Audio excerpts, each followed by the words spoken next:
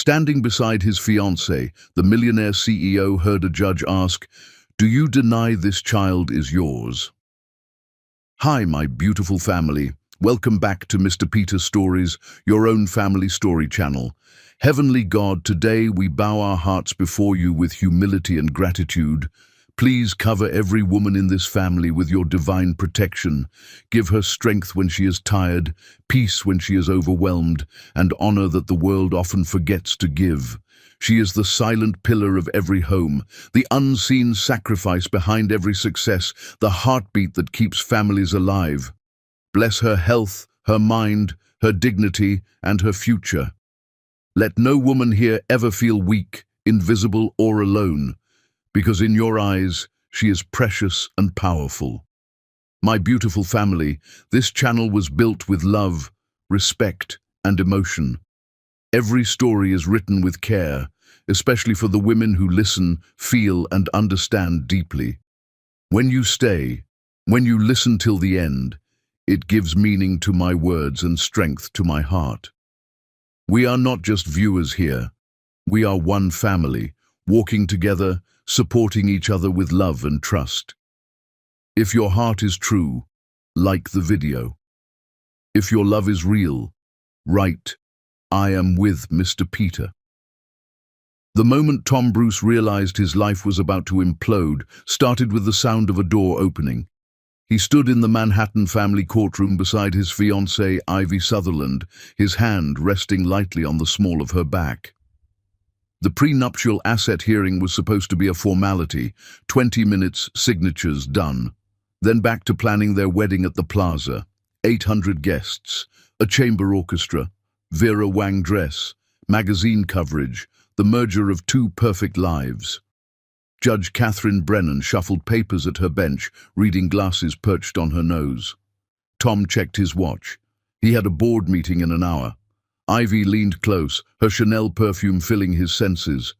"After this, lunch at Daniel?" she whispered. Tom nodded. Everything in his world was controlled, scheduled, perfect. Then Judge Brennan looked up with an expression Tom couldn't read. "Before we proceed, I need to address an emergency motion filed this morning. Case number 4478, Elena Roy versus Tom Bruce, paternity matter." The words hit Tom like a physical blow. His hand dropped from Ivy's back. The air left his lungs. Ivy turned to him, confused. "What is she talking about?" Tom couldn't speak, couldn't move, couldn't breathe. The courtroom door opened, and Elena walked in. 7 years collapsed into a single second.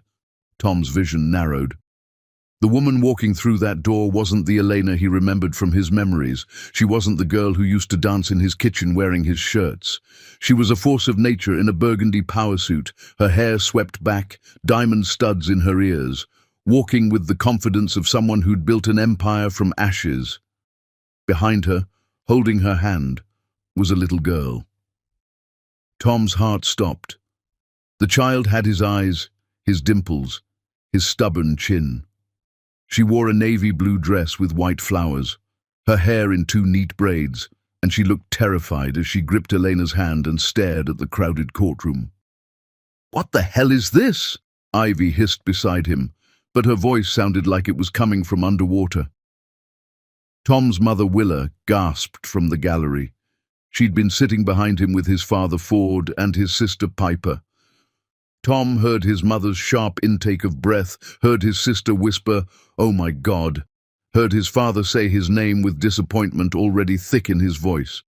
Eleanor's lawyer, a sharp-eyed woman in her 50s named Geneva Cross, approached the bench.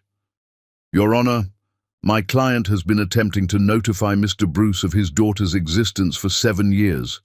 She was blocked, ignored, and threatened with legal action. We've filed this emergency motion because Mr. Bruce is about to enter into a marriage contract without disclosing this child, which affects asset distribution and parental rights." Ivy's hand found Tom's arm, nails digging in. "Tom, what is she talking about? Who is that woman?" Tom finally looked at Ivy. Her perfect face was twisted with confusion and rising panic. They'd been together for 6 years, engaged for 1. He'd never mentioned Elena, never said her name, had buried that part of his life so deep he almost convinced himself it never happened. "I can explain," Tom said, but his voice cracked. "Can you?" Ivy's eyes were filling with tears. "Can you explain why there's a woman claiming you have a child? Can you explain why I'm finding out about this in a courtroom?" Judge Brennan banged her gavel. "Ms. Sutherland, Mr. Bruce, please approach the bench with Ms. Roy and her counsel." Elena didn't look at Tom as they stood side by side in front of the judge. She kept her eyes forward, jaw set, one hand holding her daughter close to her side. The little girl peeked around her mother's legs to stare at Tom with open curiosity. Tom couldn't stop looking at her, at his daughter, because that's what she was. He knew it in his bones, the shape of her face, the way she tilted her head, the dimples that appeared when she pressed her lips together nervously. Judge Brennan opened a file. "Ms. Cross, present your evidence." Geneva Cross handed over a manila envelope. "DNA results from an independent laboratory, Your Honor, obtained from Mr. Bruce's discarded coffee cup outside his office building, compared against a cheek swab from the child, Sadie Louise Roy. The results show a 99.9% probability of paternity." The courtroom erupted. Reporters in the back started typing on their phones. Tom's mother let out a sob. Ivy made a sound like she'd been punched. Judge Brennan studied the documents, then looked directly at Tom. Her expression was hard, unforgiving. She'd been a family court judge for 20 years. She'd seen every kind of deadbeat father, every excuse, every lie. "Mr. Bruce," she said, her voice cutting through the chaos, "do you deny this child is yours?" Tom opened his mouth. Nothing came out. He looked at Elena for the first time, really looked at her. She was staring straight ahead, but he could see it. The rage. 7 years of rage burning behind those eyes he used to know better than his own. Her jaw was clenched so tight he could see the muscle jumping. Her hand was white-knuckled on her daughter's shoulder, their daughter's shoulder. Tom started, then stopped. Memories crashed over him like waves. Elena in his old apartment, dancing to no music, her head on his chest, him whispering, "I'm going to marry you." Elena bringing him lunch at his office when he worked late, kissing his forehead, telling him she believed in him. Elena laughing so hard at something stupid he said that she snorted wine out of her nose, and they both ended up on the floor crying with laughter. An old woman at a restaurant stopping by their table to say, "You two remind me of my husband and me. We were married 40 years. You have something real. Don't let it go." He let it go. He threw it away. "Mr. Bruce," Judge Brennan repeated, harder this time, "I asked you a question. Do you deny this child is yours?" Tom looked down at Sadie. She was staring up at him with those eyes. His eyes. She had one finger in her mouth, the other hand clutching a small stuffed rabbit. She looked scared and confused, and so heartbreakingly small. "No," Tom whispered. Then louder, "No, Your Honor, I don't deny it." The courtroom exploded again. Ivy's sob cut through the noise. Tom turned to her, reaching for her hand, but she jerked away like he was poison. "Don't touch me," Ivy choked out. Mascara ran down her perfect cheeks. "Don't you dare touch me!" She ripped the 8-carat engagement ring from her finger and threw it at his chest. It bounced off and clattered to the floor.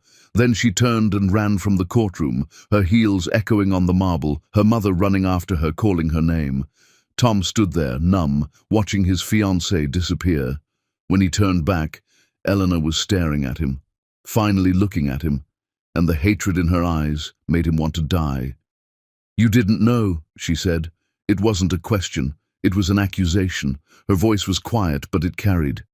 "You didn't know because you blocked me. You erased me. You threw me away like I was nothing." "Elena, I swear I didn't." "Don't!" The word came out like a whip crack. "Don't you dare say my name. You lost that right 7 years ago when you broke up with me via text message and blocked my number. You lost that right when your security threw me out of your building. You lost that right when you started dating her a month later like I never existed." Tom's sister Piper was crying openly in the gallery.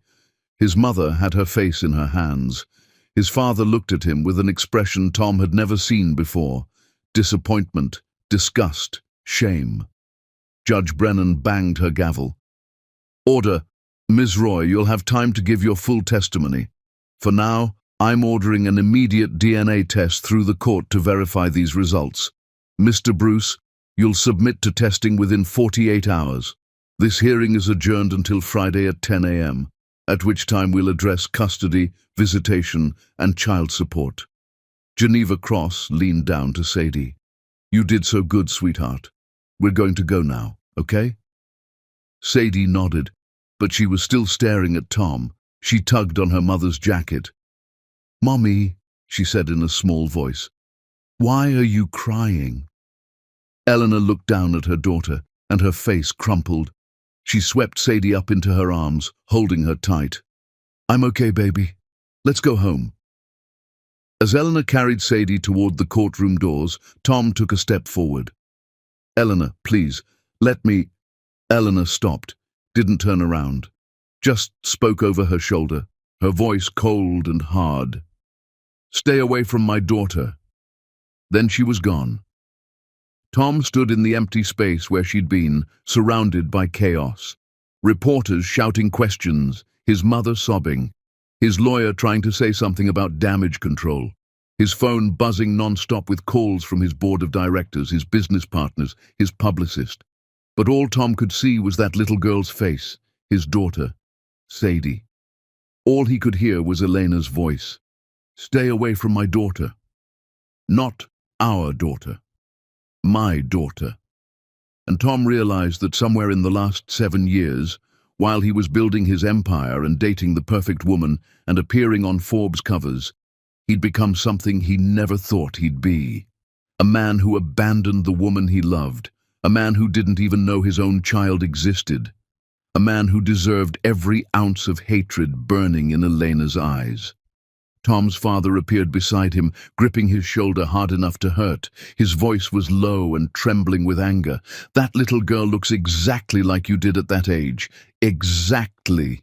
Which means you've had a daughter out there for 6 years, and you didn't know because you threw away the only woman you ever really loved. Tell me, son, was it worth it? Was the money worth it? The company? The perfect life you built?" Tom looked at his father, opened his mouth to answer, but he had nothing to say, because the answer was no, and it was too late to matter. Chapter 2. The Love That Made Everyone Believe. Elena Roy took the witness stand at the resumed hearing 3 days later, and the moment she began speaking, the entire courtroom fell silent. "You want to know about Tom Bruce?" Her voice was steady, but her hands gripped the edges of the witness box until her knuckles turned white. "Let me tell you about the man I thought I knew, the man I loved so completely that losing him nearly killed me." Tom sat at the defendant's table, unable to look away from her. She wore a simple black dress, her hair pulled back, no jewelry except small pearl earrings. She looked exhausted, beautiful, and exhausted, and so far away from him, she might as well have been on another planet. Judge Brennan leaned forward. "Ms. Roy, please tell the court about your relationship with Mr. Bruce." Eleanor took a breath. When she spoke, her voice carried across the silent room. "We met 8 years ago at a business networking event in Brooklyn. I was 24, trying to get investors for my first spa. Tom was 26. Building his software company from nothing. We both reached for the same champagne glass at the bar." A ghost of a smile crossed her face, bitter and sad. "Our hands touched. He said he wasn't letting go until I told him my name. Everyone in that room stopped what they were doing to watch us. We talked for 3 hours straight. I forgot there was an event happening, forgot about networking, forgot about everything except him." Tom remembered. God. He remembered every second of that night, how she'd laughed at his terrible jokes, how her eyes lit up when she talked about her dreams, how he'd walked her home and stood outside her building until sunrise because he couldn't bear to say goodnight. "His best friend Quincy pulled him aside that night," Eleanor continued, "told him he'd never been jealous of Tom until that moment. That's what we were.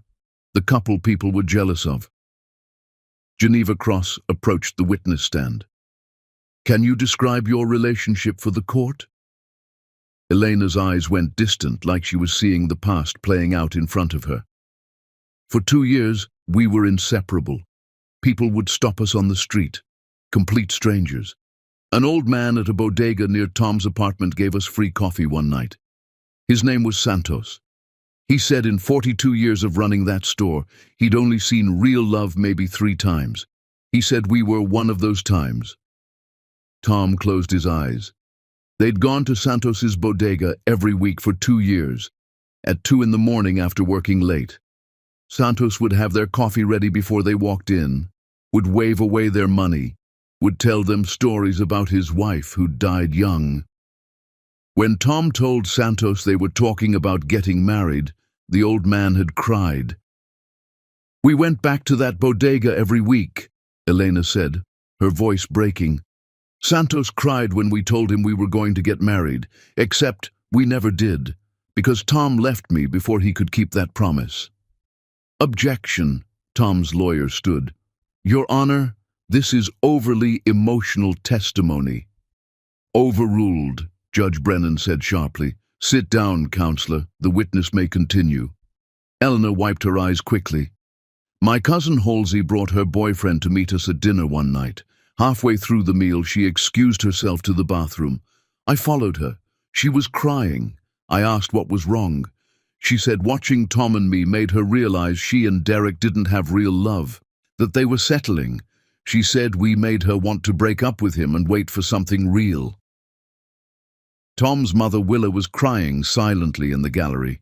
His sister Piper had her arm around their mother, tears streaming down her own face. His father sat rigid, jaw clenched, staring straight ahead. Did other people comment on your relationship? Geneva asked. All the time. Elena's voice was barely above a whisper now. Tom's business partner before the company exploded, a guy named Jackson, was going through a divorce. He saw us at Tom's office one day.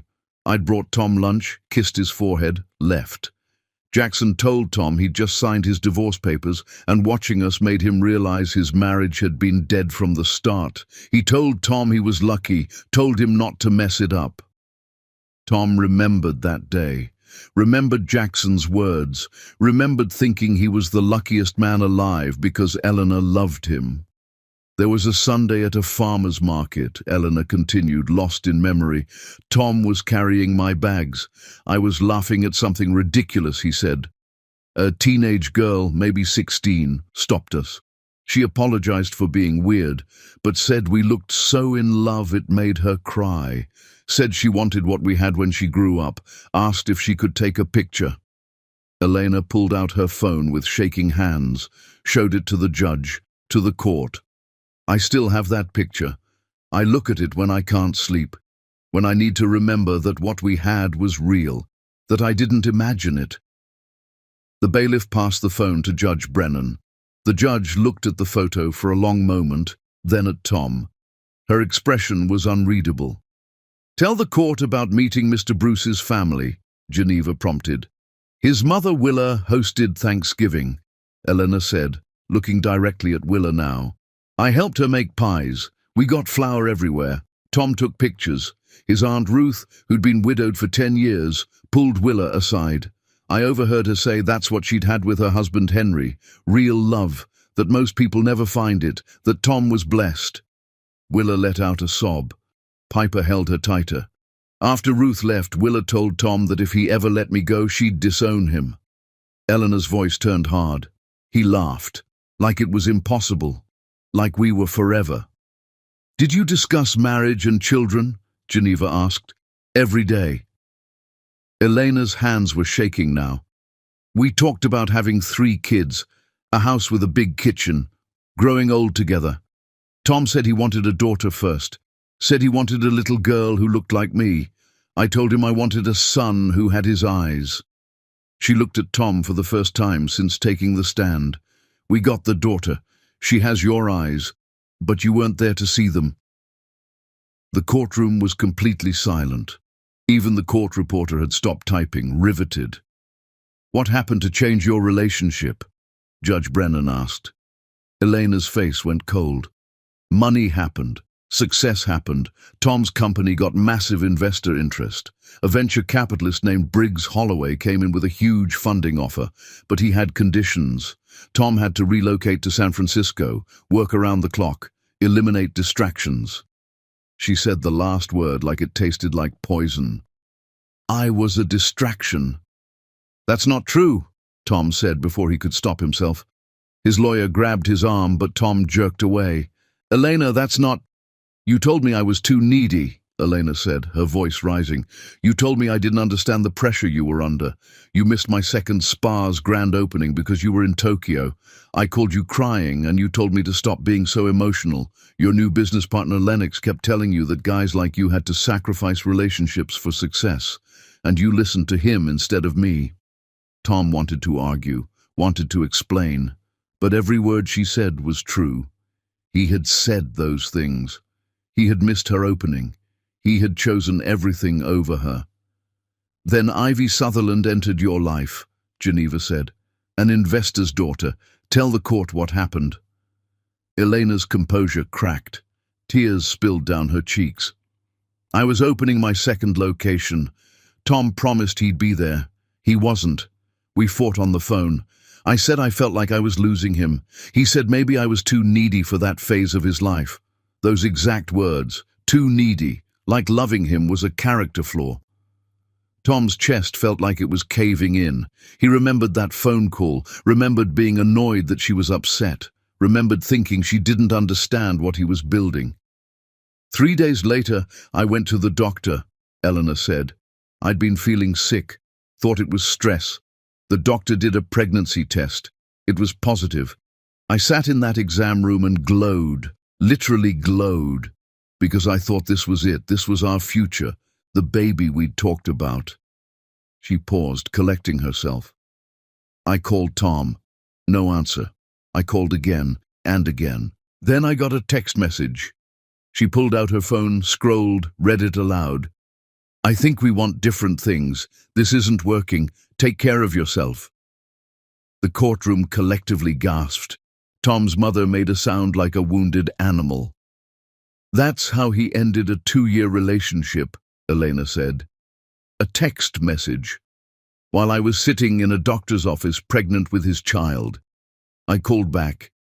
He'd blocked my number. I showed up at his office. Security removed me. His assistant told me he was with his new girlfriend and that I should stop harassing him or they'd get a restraining order." "And did you stop trying to contact him?" Geneva asked. "No." Elena's voice was fierce now. "I tried for months. I called from different numbers, sent registered letters to his company. They all came back unopened. I emailed his work address. Auto-response said he'd moved on and to stop contacting him. I showed up at a tech conference where he was speaking. His security team grabbed me before I could get close." She looked at Tom's sister Piper. "I saw you at a charity gala when Sadie was 4. You noticed her. I saw you staring at her.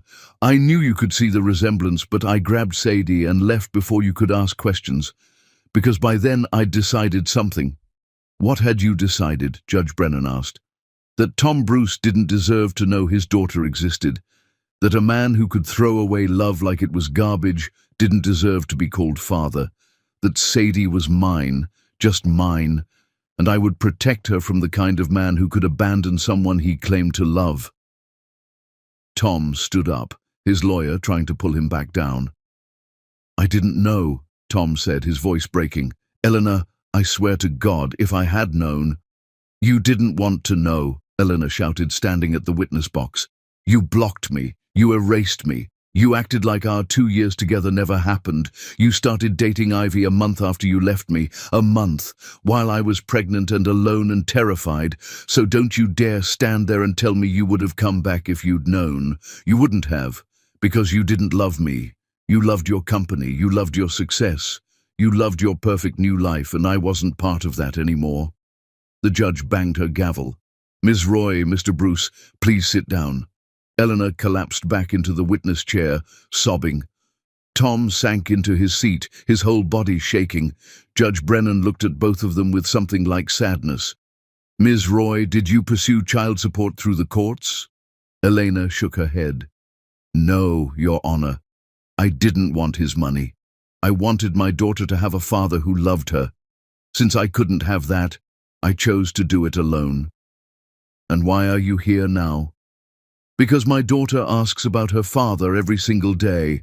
Because she sees her friends getting picked up from school by their dads and asks why she doesn't have one. Because she drew a family tree at school and left the father spot blank and her teacher called me in tears. Because no matter how much I give her, how much I love her, I can't be both parents, and she deserves to know who her father is, even if he's a man who threw away the best thing he ever had." Judge Brennan closed her file. "Court is adjourned until Monday, at which time we'll hear testimony regarding the 7-year period of Ms. Roy raising this child alone. Mr. Bruce, I'm ordering supervised visitation starting immediately. You'll meet your daughter under the supervision of a court-appointed monitor. Maybe then you'll understand what you've missed." As the courtroom emptied, Tom tried to catch Elena in the hallway. She was holding Sadie's hand, walking fast toward the exit. "Elena, please," Tom called. She stopped, turned. Her eyes were red and swollen, but the rage was still there. "My lawyer will send you the visitation schedule. Show up or don't. It's your choice. It always has been." Then she looked down at Sadie, who was staring at Tom with wide, curious eyes. "Come on, baby. Let's go home." As they walked away, Tom heard Sadie ask in her small voice, "Mommy, is that man my daddy?"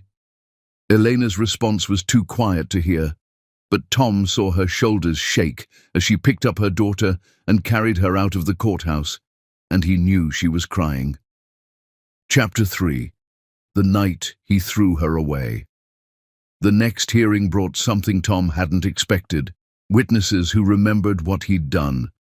Elena's best friend Gemma took the stand first, a woman in her 30s with kind eyes that turned hard when she looked at Tom.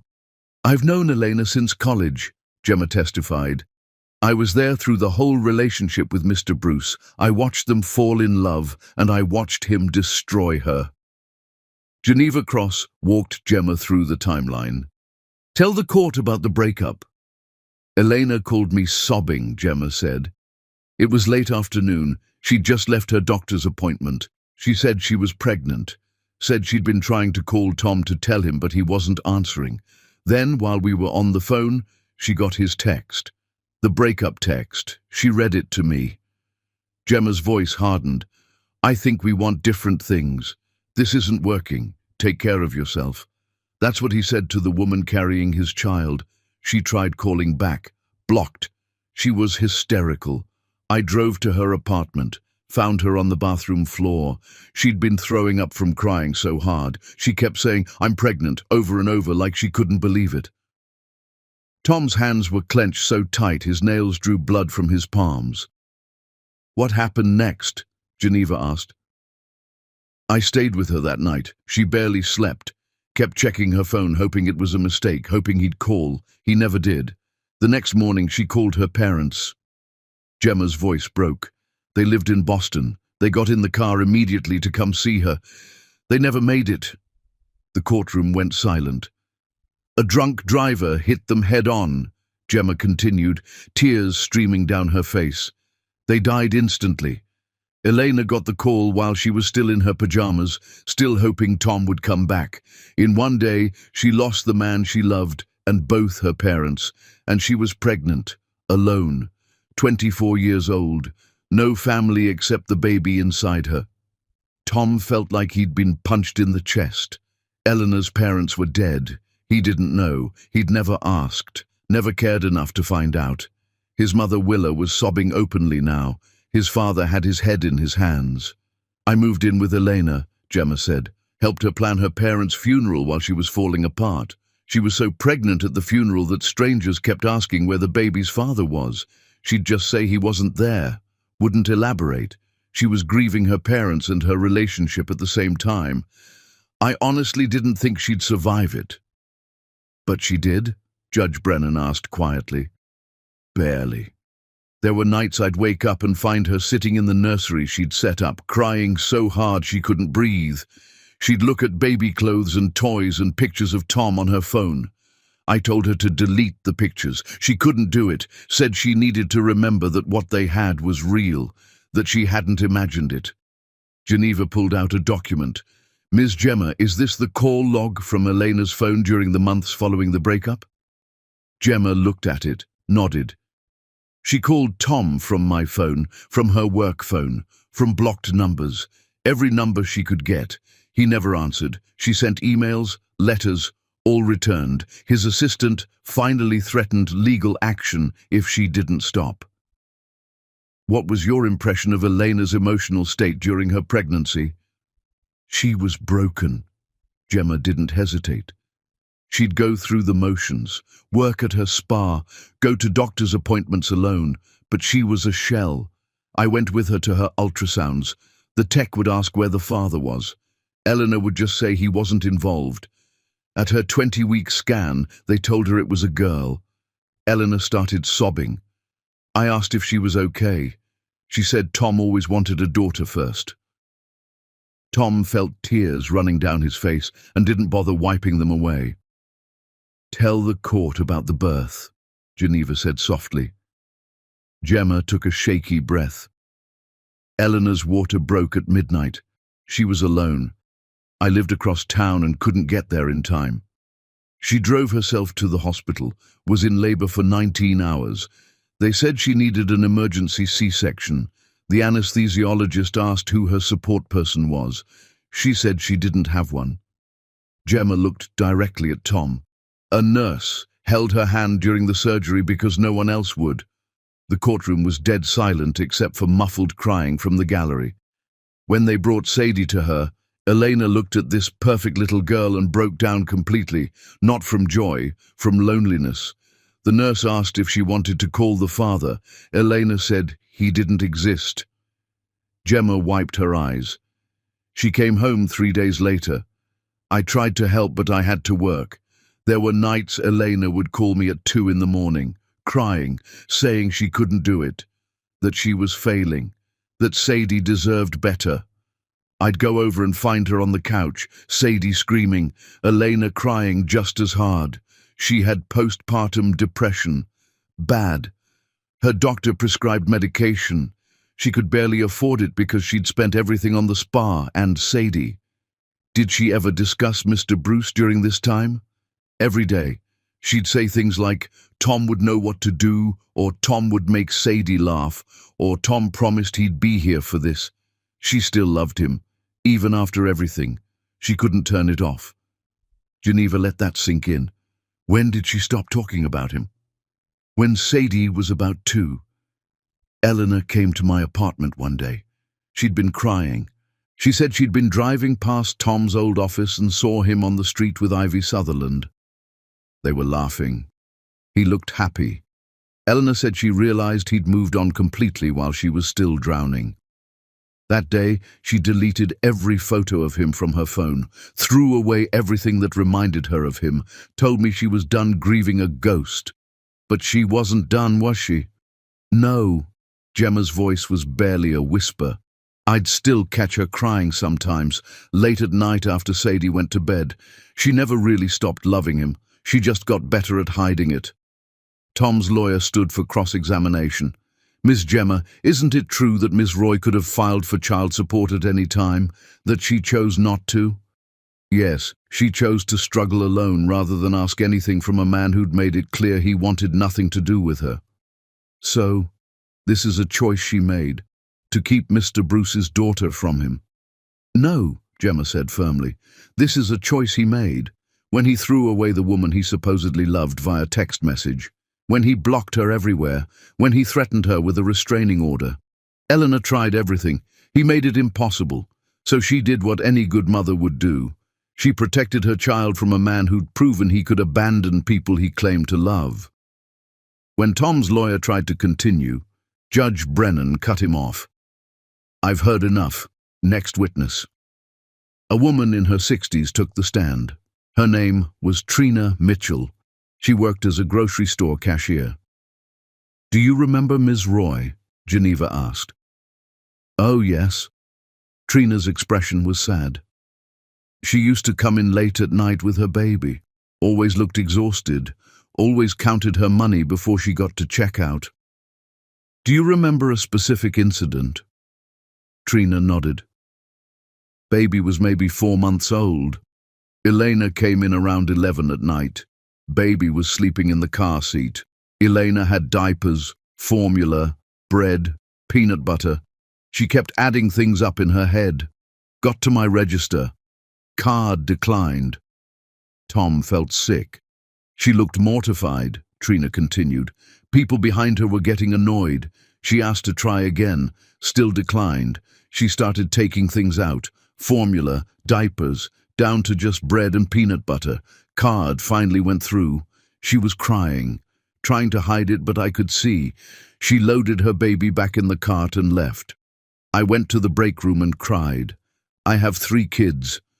I know what it looks like when a mother is drowning. Did you see her again? Every week for years. Sometimes her card would work. Sometimes she'd have to put things back. She never complained, never asked for help, just did what she had to do. Then one day, maybe 2 years ago, she came in and her card went through no problem. She'd made it, built her business. But I'll never forget those early years. That woman raised that baby alone and barely survived it. Tom wanted to run from the courtroom, wanted to disappear, but he forced himself to sit there and listen to every word. This was what he'd done. This was the cost of his choices. Elena's old landlord testified next, a man named Rafael Diaz. Ms. Roy was the best tenant I ever had, Rafael said. Never late on rent, even though I know she was struggling. But I remember one time she called me crying. Sadie was maybe 6 months old. Said her heat was out. It was January. She couldn't afford to call a repair person. I came over immediately, found her sitting in her apartment with the oven on, holding her baby, both of them in winter coats because it was so cold. Raphael looked at Tom with disgust. I fixed her heat for free. Asked where the baby's father was. She said he wasn't in the picture. I asked if she needed help. She said she was fine. But she wasn't fine. She was barely holding on. Witness after witness took the stand. People who'd seen Elena struggle, who'd watched her build a life from nothing while raising a baby alone. Each testimony was another nail in the coffin of Tom's defense. Finally, Elena took the stand again. I need to tell you about one more night, she said quietly. The worst night. The night I almost gave up. The courtroom held its breath. Sadie was 4 months old. She had colic, screamed for hours every night. I hadn't slept in days. My spa was barely making money. My bank account was almost empty. My parents were dead. I had no one. It was 2 in the morning. Sadie was screaming. I'd tried everything, feeding her, changing her, rocking her. Nothing worked. Eleanor's voice cracked. I put her in her crib, went to my car, sat in the driver's seat, started the engine, and I thought about driving. Just driving and not coming back, or driving into something, ending it, because I was so tired and so alone and so completely broken. Tom's mother gasped. His sister was openly crying. I sat there for 10 minutes with the engine running, Elena continued. Then I heard Sadie crying through the open window, and I realized something. She needed me. I was all she had. If I gave up, she'd have nothing. So I turned off the car, went back upstairs, picked up my baby, and I decided that even though her father had abandoned us, even though I was alone, even though I was drowning, I would survive. For her. She looked directly at Tom. That's what you did to me. You broke me so completely that I considered leaving our daughter alone in the world. You destroyed the woman I was, the woman who believed in love and happy endings. You turned me into someone who had to choose survival over dreams. Judge Brennan's voice was thick. Ms. Roy, how did you eventually succeed? I stopped sleeping, worked at the spa during the day with Sadie in a playpen in my office, did accounting at night after she went to bed. Clients started noticing the quality of my work. Word spread. I opened a second location, then a third. I built an empire because I had to, because Sadie deserved better than a mother who'd given up, but every success felt hollow because the person I wanted to share it with was gone. She stood up from the witness chair. You want to know if I kept Sadie from Tom? Yes, I did. After he made it clear he wanted nothing to do with me. After he blocked me everywhere. After he started a new life like our 2 years together never happened. I decided my daughter didn't need a father who could throw away love so easily. I was wrong. She needed to know who he was, but I won't apologize for protecting her from a man who'd proven he could abandon the people he claimed to love. As Elena walked past Tom to leave the courtroom, he reached for her hand. Elena, please. Let me explain. She jerked away like his touch burned. You had 7 years to explain. You chose silence. Now you get to live with the consequences. Then she was gone, and Tom was left sitting in a courtroom full of people who'd just heard exactly what kind of man he was. The kind who'd destroyed the only real love he'd ever had. The kind who'd driven the mother of his child to the edge of suicide. The kind who didn't deserve forgiveness. Chapter 4. The labor room with empty chairs. The supervised visitation was scheduled for Thursday afternoon at Elena's building. Tom arrived early, standing outside the luxury high-rise in Tribeca, with a bag full of gifts he'd spent all night picking out. Stuffed animals, books, a dollhouse. Everything he'd missed giving his daughter for 6 years, crammed into one desperate attempt to make her love him. The court-appointed supervisor, a woman named Dr. Lydia Hayes, met him in the lobby. She was in her 50s, professional, clinical. She'd seen hundreds of deadbeat dads trying to buy back their children's affection. Mr. Bruce, before we go up, I need to set some ground rules. This is Sadie's first time meeting you as her father. She's 6 years old. She's scared and confused. You will not overwhelm her. You will not make promises you can't keep. You will let her set the pace. Understood? Tom nodded, unable to speak. They took the elevator to the 15th floor. Dr. Hayes knocked on Elena's door. It opened, and there she was. Elena, looking exhausted in jeans and a sweater, her hair in a messy bun. Behind her, peeking around her legs, was Sadie. Hi, sweetheart, Dr. Hayes said gently. Remember me? We talked on the phone. I'm Dr. Hayes, and this is... Tom, Sadie said in a small voice, staring at him. The man from the courthouse. That's right, Dr. Hayes said. Tom is your daddy. He's going to spend some time with you today. Is that okay? Sadie looked up at Elena, uncertain. Elena knelt down, smoothing Sadie's hair. It's okay, baby. I'll be right here, right in the kitchen. If you need me, just call. You won't leave? Never. Elena kissed her forehead. Then she looked at Tom, and her eyes were cold. 1 hour, not a minute more. She walked away, leaving Sadie standing in the middle of the living room, clutching a stuffed rabbit, staring at Tom like he was a stranger. Which he was. Dr. Hayes sat on the couch. Why don't you show Tom your room, Sadie? Sadie shook her head, hiding behind Dr. Hayes. Tom knelt down, trying to make himself smaller, less threatening. Hi, Sadie. I brought you some presents. Would you like to see them? Why? The question caught him off guard. Because I wanted to get you something nice. But you don't know me. Sadie's voice was quiet but matter-of-fact. Kid logic, cutting straight to the truth. How do you know what I like? Tom looked at the bag full of expensive gifts and realized she was right. He had no idea what his daughter liked, what her favorite color was, what books she read, what made her laugh. You're right, he said quietly. I don't know you, but I'd like to. Would that be okay? Sadie considered this. My friend Tessa has a daddy. He picks her up from school. He knows she likes strawberries, but not blueberries. He knows she's scared of thunderstorms. Do you know what I'm scared of? Tom's throat closed up. No, I don't. I'm scared of the dark, Sadie said, and loud noises, and that Mommy will disappear like my grandparents did. Your grandparents? They died before I was born. Mommy says they would have loved me, but I never got to meet them, just like I never got to meet you. Tom felt like he'd been gutted. Sadie, I didn't know you existed. If I had... That's what Mommy said. She said you didn't know about me. But Miss Nora at school says daddies who don't want their babies will say anything. Is that true? Didn't you want me? Dr. Hayes started to intervene, but Tom held up a hand. This little girl deserved the truth. I didn't know about you, Tom said, his voice breaking. Your mommy tried to tell me, but I'd done something very, very bad. I'd stopped talking to her. I'd hurt her, so she couldn't reach me. And by the time I found out about you, you were 6 years old.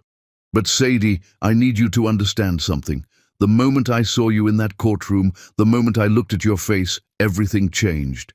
You are the most important thing in the world to me now. More important than your company? Tom blinked. What? Mommy says you chose your company over us. That's why you left. Is your company more important than me? Tom's heart shattered into pieces. He looked over at the kitchen, where he could see Elena standing with her back to them, shoulders shaking. She was listening to every word. No, Tom said firmly. Nothing is more important than you. I was wrong. I was stupid. I made the worst choice of my life, and I can't take it back. But I'm here now, and I'm not leaving again. Ever. Promise? I promise. Sadie studied him for a long moment. Then she held out her stuffed rabbit. This is Mr. Floppy. He's my best friend. Mommy got him for me when I was a baby. Tom gently took the rabbit. It was worn, clearly well loved. One ear was sewn back on. He's perfect. He used to have both eyes, but I loved one off. Sadie giggled, and the sound was the most beautiful thing Tom had ever heard. Mommy says you can love things so much they fall apart. Tom handed Mr. Floppy back. Your mommy is very smart. She cries at night sometimes. The words hit Tom like a punch. She does? Sadie nodded seriously. She doesn't know I hear her, but I do.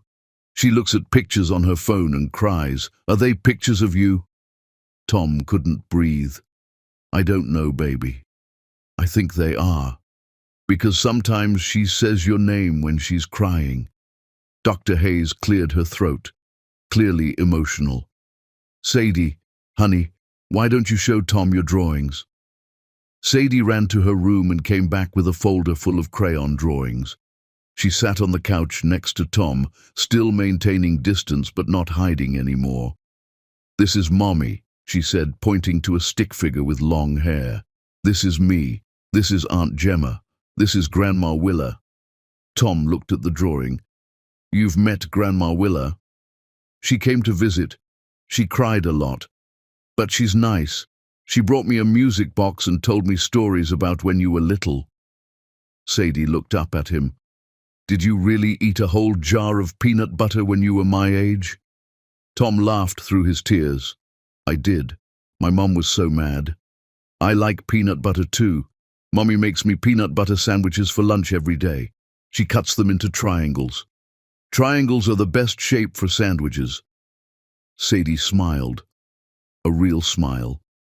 And Tom felt something shift in his chest. For the next hour, Sadie showed him her drawings, her toys, her books. She told him about school, about her teacher, Miss Rivera, about her best friend, Poppy. She didn't call him Daddy, just Tom. But she talked to him, and that was enough. When Dr. Hayes said time was up, Sadie didn't argue. But as Tom stood to leave, she tugged on his shirt. Tom, will you come back? Yes, every time I'm allowed, I promise. Okay. She hugged Mr. Floppy tight. Maybe next time you can meet Poppy. She's really nice, and she doesn't have a daddy either. Maybe you could be both our daddies. Tom's voice broke. I'd like that. As Dr. Hayes led Tom to the door, Eleanor appeared from the kitchen. Her eyes were red and swollen. She'd heard everything. "Thank you for being honest with her," she said quietly. "Eleanor, don't. Just show up next time, that's all I ask. Just show up." Tom left the apartment and made it to the elevator before he completely broke down. Dr. Hayes stood beside him, handing him tissues. "That was good, Mr. Bruce. Honest. That's what she needed." "She asked if I chose my company over her," Tom said, his voice wrecked. "She's 6 years old and she already knows I abandoned them." Children are perceptive, but they're also forgiving. If you keep showing up, keep being honest, you have a chance to build something real with her. Tom nodded, wiping his eyes. "Did you hear what she said about Elena crying at night?" "I did. She still loves me." Tom looked at Dr. Hayes. "After everything I did, she still loves me." "Love doesn't turn off like a light switch, Mr. Bruce. But love also doesn't erase pain. Whatever you're hoping to rebuild with Ms. Roy, it's going to take more than showing up for your daughter. It's going to take time, consistency, and proof that you're not the man who left." Tom took the elevator down to the lobby, stepped out onto the street and called his best friend Quincy. "I just met my daughter," Tom said when Quincy answered. "Really met her, and she asked if I chose my company over her." Quincy was quiet for a moment. "What did you tell her?" "The truth. That I did, that I was wrong, that nothing is more important than her now." "And is that true? Or are you just saying what she wants to hear?" Tom looked back up at Elena's building. "It's true. I'd give up everything to go back and choose them. But I can't. So I have to figure out how to be the father she deserves now." "Then stop talking and start doing," Quincy said. "Words are cheap, man, especially yours.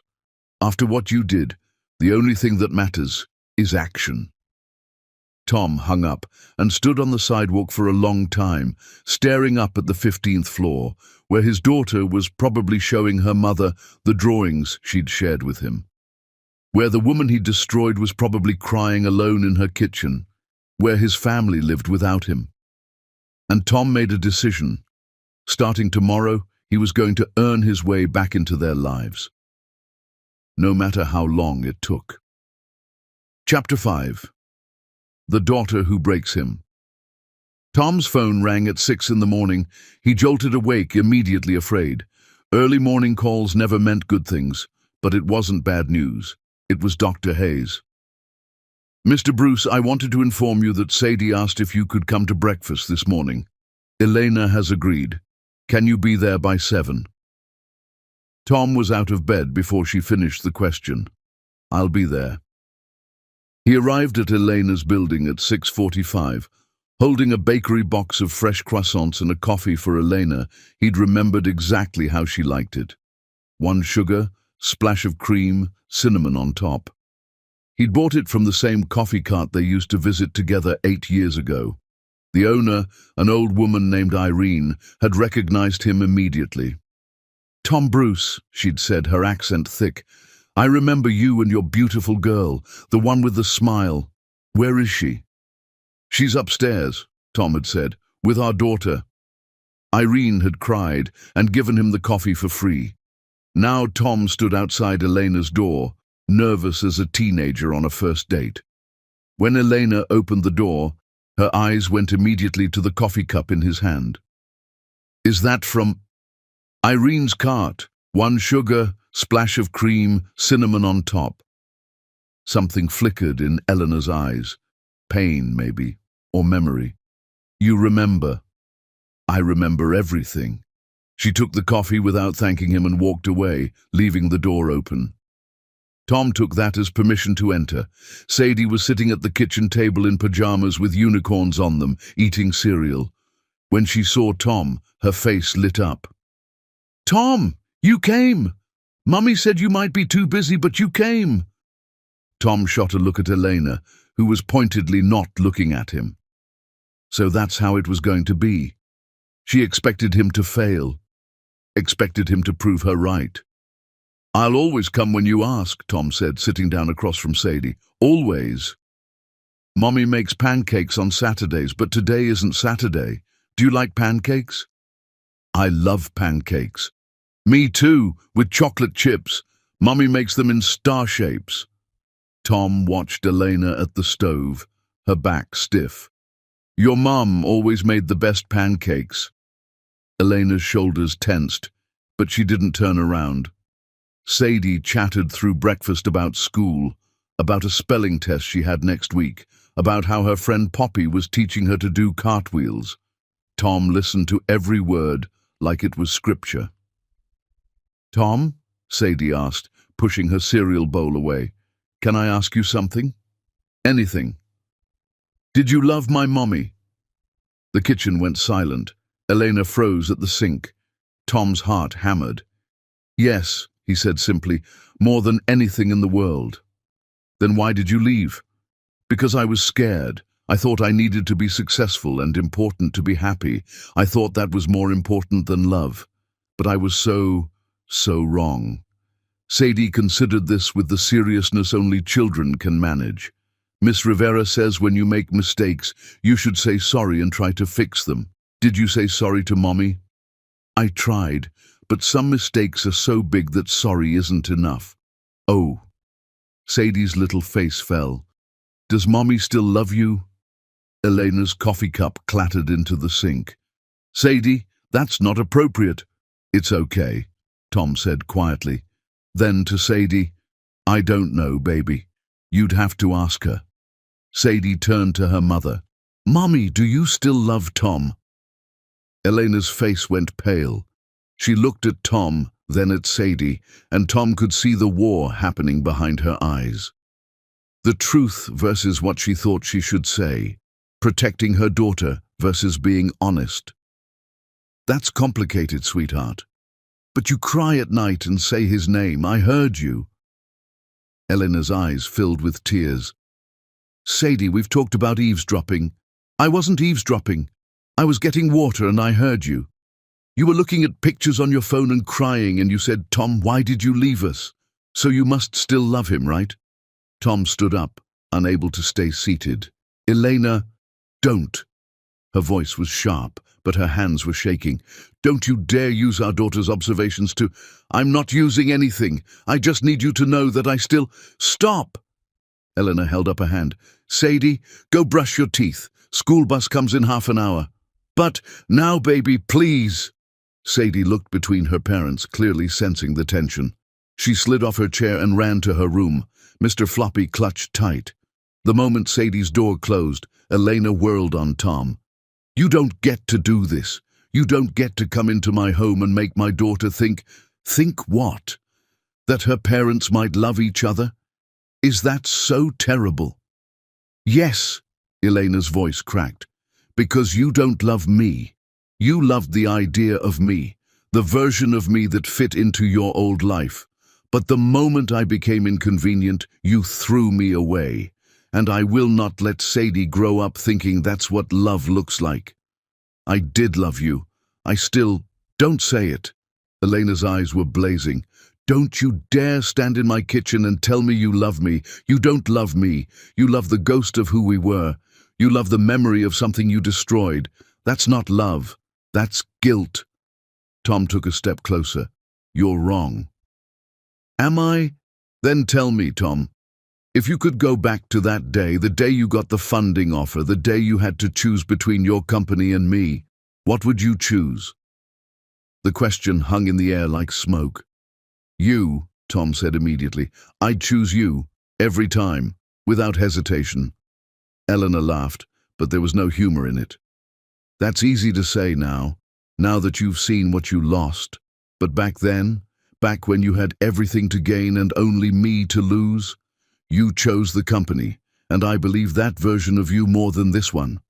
Then let me prove it. Let me show you I've changed. You want to prove it? Elena moved closer until they were inches apart. Then be Sadie's father, show up, be consistent, be the parent she deserves, but don't use her as an excuse to get back into my life.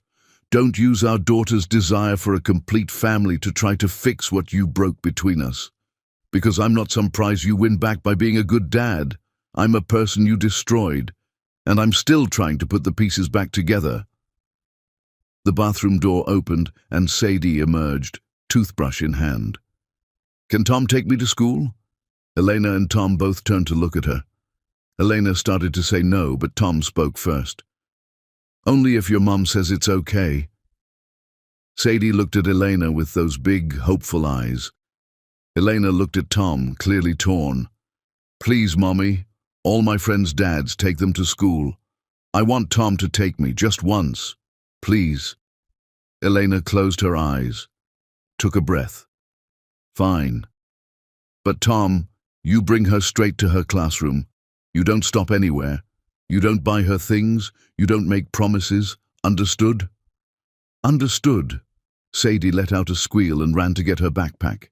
Elena followed her daughter to help her get ready, leaving Tom standing in the kitchen alone. When they came back, Sadie was in her school uniform, backpack covered in unicorn pins, Mr. Floppy tucked into the front pocket. "Ready?" Tom asked. "Ready!" Elena knelt down in front of Sadie. "Be good today. Listen to Miss Rivera. I love you." "Love you too, Mommy." Sadie hugged her mother tight, then grabbed Tom's hand without hesitation, just grabbed it like it was the most natural thing in the world. Tom looked down at his daughter's small hand in his and felt his entire world shift. Elena watched them leave, and Tom caught the expression on her face just before the elevator doors closed. It wasn't anger. It wasn't even pain. It was fear. She was afraid of letting him in, afraid he'd hurt Sadie the way he'd hurt her, afraid of hoping. Tom held Sadie's hand as they walked to her school, which was only 2 blocks away. Other parents stared. Some recognized him from the news. Some whispered. Sadie either didn't notice or didn't care. "Tom," she asked as they walked. "Yeah, baby." "When you were little, did you ever wish for something really, really hard?" "All the time. I wished for a daddy. For my whole life. Every birthday, every time I saw a shooting star, every time I lost a tooth, I wished for a daddy." Tom had to stop walking, had to kneel down right there on the sidewalk. "Sadie, and then you showed up, in the courtroom, and I thought maybe wishes do come true, but then I heard Mommy crying and I got confused, because if you're my wish come true, why is Mommy so sad?" Tom pulled his daughter into his arms and hugged her tight. She smelled like strawberry shampoo and childhood. "Because I hurt your mum really badly, and now she's scared I'm going to hurt you too. But I won't. I promise you, Sadie. I will never ever leave you again." "Can you promise to never hurt Mommy again too?" Tom pulled back, looked into his daughter's eyes. "I can promise to try really, really hard. But your mom might not want me to fix things with her, and that's okay, because even if she never forgives me, I'm still going to be here for you, always." Sadie nodded seriously, then she took his hand again. "Come on, I don't want to be late." They walked the rest of the way in comfortable silence. At the school entrance, other kids were arriving with their parents. Sadie waved to a little girl with braids. "Poppy, this is Tom. He's my—" She paused, looking up at Tom uncertainly. "I'm her dad," Tom said firmly. "Hi, Poppy." Poppy's eyes went wide. "You have a dad now? That's so cool. My dad left when I was a baby. I don't remember him." Sadie squeezed Tom's hand tighter. "Tom left too, but he came back. Maybe yours will too." Tom's heart broke all over again. He walked Sadie to her classroom, met Miss Rivera, who gave him a long, assessing look that said she'd heard all about him, and watched his daughter sit down at her desk with the other kids. As he turned to leave, Sadie called out, "Tom, will you pick me up today?" Every eye in the classroom turned to him. Miss Rivera watched carefully. The other parents dropping off kids paused to listen. "Yes, I'll be here at 3 o'clock, right outside your classroom door." "Promise?" "I promise." Sadie beamed. "Okay, bye, Tom." Tom left the school with parents whispering behind him. He made it 2 blocks before he had to sit down on a bench and put his head in his hands. His daughter had wished for him her entire life. While he was building empires and dating other women and pretending his past didn't exist, his little girl was wishing on stars for a father. Tom pulled out his phone and called his assistant. "Clear my schedule for today, all of it. Mr. Bruce, you have the investor meeting at... Cancel it." "But sir, they're flying in from..." "I don't care. Cancel everything. And from now on, I need my schedule cleared every weekday at 3. I'll be picking up my daughter from school." There was a pause. "Your daughter?" "Yes, my daughter. The one I should have been picking up for the last 6 years." Tom hung up and sat on that bench until it was time to go back to Elena's apartment. He needed to tell her his plan, needed her to know he was serious. When Elena opened the door, she looked surprised to see him. "What are you doing here? Sadie's at school." "I know. I need to talk to you." "Tom, please, just 5 minutes." Elena sighed but let him in. She was in workout clothes, clearly about to leave for the gym or her spa. "I'm picking Sadie up from school every day," Tom said without preamble. 3 o'clock. "I've already told my assistant to clear my schedule." Elena crossed her arms. "For how long?" "Forever." "You can't promise that." "Watch me. I'm also going to be at every parent-teacher conference, every school play, every doctor's appointment, whatever she needs. I'm there." "And when you get bored? When the novelty wears off? When your company needs you more than she does? Then I'll choose her. Every time. I promise you, Elena, I'm not leaving again." Elena studied him for a long moment. "Words are easy, Tom. I need to see action. Consistent action. Not for a week or a month, for years. Prove to me that Sadie can depend on you, then maybe, I'll believe you. I will. I'll prove it every single day." Elena walked to the door, opened it. "Time's up. I have to get to work." Tom left, but as he walked to the elevator, he heard her voice behind him. "Tom?" He turned. Elena was still standing in the doorway, arms wrapped around herself. "She really wished for you, every birthday, every shooting star. She told me once that she wished so hard she thought her heart would break." Tom felt tears burning his eyes. "Elena, don't let her down. Whatever you do, whatever choices you make, don't break that little girl's heart." "I won't. I swear on my life." Elena nodded once, then closed the door. Tom rode the elevator down with tears streaming down his face, and for the first time in 7 years, they weren't tears of regret. They were tears of determination, because he had something to fight for now, someone to be better for, and he wasn't going to waste this chance. Chapter 6. The Mother Who Chose Them Both. Tom was waiting outside Sadie's classroom at 2:55 that afternoon, 5 minutes early. He'd been there for half an hour, actually, too nervous to be late. When the bell rang and kids started pouring out, Sadie's face lit up when she saw him. She ran straight into his arms. "You came. You really came." "I told you I would." Poppy appeared beside them, looking at Tom with curiosity. "Hi again, Mr. Tom. Sadie talked about you all day." "She did?" "Yeah. She told everyone you took her to school and you're going to pick her up every day now. Miss Rivera said that's a big responsibility." Tom looked through the classroom door at Miss Rivera, who was watching them. She gave him a nod. A small one, but a nod nonetheless. "It is a big responsibility," Tom said to Poppy, "but Sadie is worth it."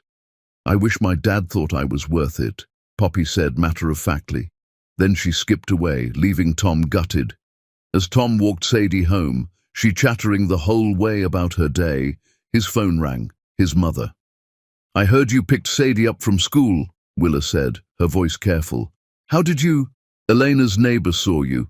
She goes to my book club. Word travels fast." Tom laughed despite himself. "Of course it does. Tom, I need to see my granddaughter. Really see her. Not just one awkward visit. Can you ask Elena if I can come over tomorrow?" Tom looked down at Sadie, who was skipping beside him, completely trusting. "I'll ask." When they got back to Eleanor's building, Tom walked Sadie upstairs. Eleanor opened the door, clearly surprised he'd actually shown up. Hi, Mummy. Tom was right on time. He was even early. Eleanor's eyes met Tom's over Sadie's head. She didn't say anything, but he saw it. A tiny bit of surprise, maybe even a hint of respect. My mom called, Tom said. She wants to come visit Sadie tomorrow. Is that okay? Elena hesitated. I don't know if... Please, Sadie interrupted. Grandma Willa is really nice. She tells good stories, and she cried, but she said it was happy crying. Elena closed her eyes, clearly torn. Fine. Tomorrow after school. 1 hour. Thank you, Tom said softly. Don't thank me. This is for Sadie, not for you. But when Tom turned to leave, Eleanor caught his arm.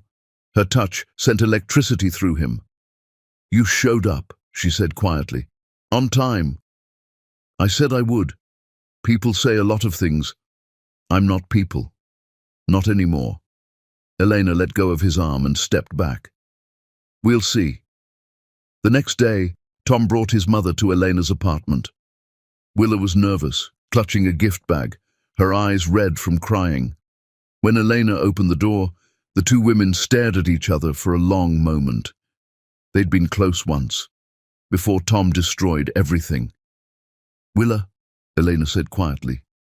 Elena, Willa's voice broke. I'm so sorry for what my son did, for not fighting harder to find you, for missing 6 years of my granddaughter's life. Elena's composure cracked. You don't have to apologize for him. Yes, I do. I raised him. And somehow I raised a man who could walk away from the best thing that ever happened to him. Sadie appeared behind Elena. Grandma Willa, you came. Willa knelt down, and Sadie ran into her arms. The older woman held her granddaughter tight, sobbing. Look how big you are, Willa said through tears. Last time I saw you, you were so small. Now you're practically grown up. I'm 6 3/4, Sadie said seriously. That's almost 7. That's almost grown up indeed. Tom stood in the doorway, watching his mother with his daughter, and felt something shift in his chest. This was what family was supposed to look like, what he'd thrown away. Eleanor went into the kitchen, leaving them in the living room. Tom followed her.